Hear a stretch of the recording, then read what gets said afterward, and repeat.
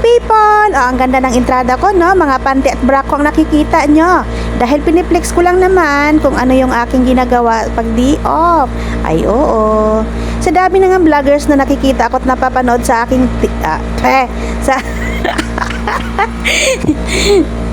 sa aking Facebook, ay hindi ko na alam kung kaninong voice over ang gagamitin ko, no? Basta gusto ko lang i-enjoy yung sarili ko. Eh bakit? Nakikialam kayo. Pero mas gusto ko talagang gayahin si Erika Pineda. Sorry naman. Hindi ko talaga ikakat yung mga boses na nag-split ako dito, no? Kasi gusto kong malaman nyo, struggle talagang gumaya ng boses ng struggle. Ang saya ko kahit mag-isa ako. Okay pala to, nakakatanggal ng stress. Dapat pala, dati ko pang ginagawa to, no? Na ginagaya ko ang boses ni Erika Pineda. Kasi sa paggaya-gaya ko, natatawa na ako. Pero kung malaman man ni Erika Pineda na ginagaya ko yung boses niya, alam kong di siya magagalit, no? Kasi sumisikap na nga siya. At siya naman talaga yung original. Kumagaya-gaya lang tayo kasi idol nga natin.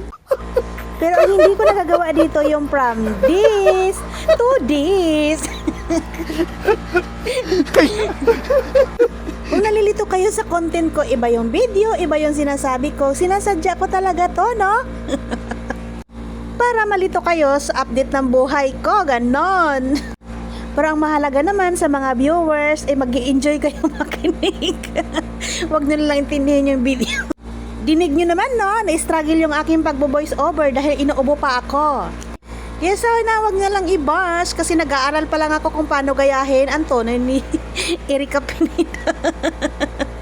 Marami akong struggle sa buhay ko, no? Pero dinadaan ko na lang sa pa-joke-joke. Dahil hindi naman masosolve lahat kung hindi i-renew ng amo kong ikama ko. Pasensya na kung nalilito kayo sa video ko, no? Pero sinasadya ko talaga yan. At katulad ng sinabi ko, nag-aaral pa lang kasi ako, nagayahin ang boses at tono ng mga vloggers na mga idol ko. Pero hindi ko alam, nakakalimutan ko sa tuwing nagsasalita ako, ganito pala kahirap.